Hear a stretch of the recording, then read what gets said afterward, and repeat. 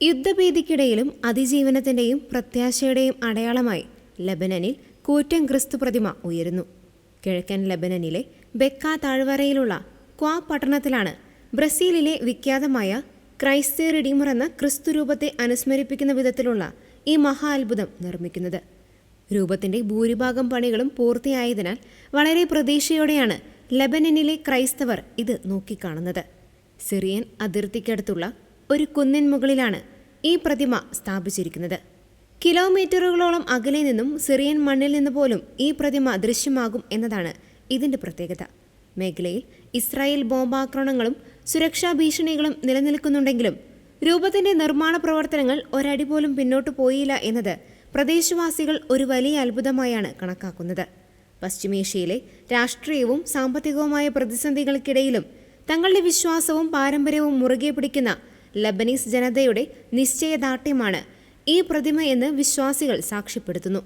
ഹരീസയിലെ our lady of Lebanon, ഹമനയിലെ saint ഷാർബർ പ്രതിമ, ഇവയ്ക്ക് ശേഷം ലബനനിലെ ക്രിസ്തീയ സാന്നിധ്യത്തിന്റെ കരുത്തുറ്റ അടയാളമായി ഈ പുതിയ ക്രിസ്തു പ്രതിമ മാറും. പ്രതിമയ്ക്ക് മാത്രം 15 മീറ്റർ ഉയരമുണ്ട്. 5 മീറ്റർ ഉയരമുള്ള അടിത്തറയ്ക്ക് മുകളിലാണ് ഇത് സ്ഥാപിച്ചിരിക്കുന്നത്. ഇതിനോട് ചേർന്ന് നിർമ്മിക്കുന്ന പള്ളി ഉൾപ്പെടെ ഏകദേശം 23 മീറ്ററോളം ഉയരമുണ്ട്. കഠിനമായ കാലാവസ്ഥയെ പ്രതിരോധിക്കാൻ സ്റ്റീൽ ഫ്രെയിം, മോൾഡഡ് സെർഫോം, ഫൈബർ ഗ്ലാസ് റെസിൻ കോട്ടിംഗ് എന്നിവ ഉപയോഗിച്ചാണ് ഇത് നിർമ്മിച്ചിരിക്കുന്നത്.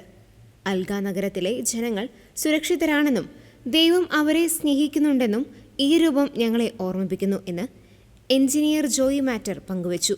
2023 ഓഗസ്റ്റിൽ ആസൂത്രണം ചെയ്ത ഈ പദ്ധതി പ്രമുഖ മനുഷ്യസ്നേഹിയായ ഫാദി ഏലിയാസ് അവദാന്റെ സാമ്പത്തിക സഹായത്തോടെയാണ് യാഥാർത്ഥ്യമായത്.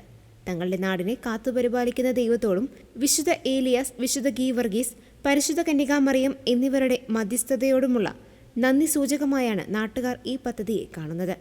രാജ്യം നേരിടുന്ന സുരക്ഷാ ഭീഷണികൾക്കിടയിലും ക്രിസ്തുവിന്റെ ഇത്രയും ഉയരത്തിലുള്ള പ്രതിമ നിർമ്മിക്കാൻ കഴിഞ്ഞത് ഒരു വലിയ ആത്മീയ വിജയമായാണ് ലബനീസ് ജനത കരുതുന്നത്.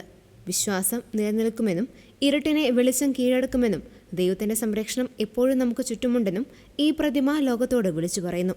പശ്ചിമേഷ്യയിലെ യുദ്ധബാധിത പ്രദേശങ്ങളിലുള്ള സഹോദരങ്ങൾക്കായി പ്രാർത്ഥിക്കാൻ ആഹ്വാനം ചെയ്തുകൊണ്ടാണ് ഈ ദൃശ്യങ്ങൾ വിശ്വാസികൾ പങ്കുവെക്കുന്നത്.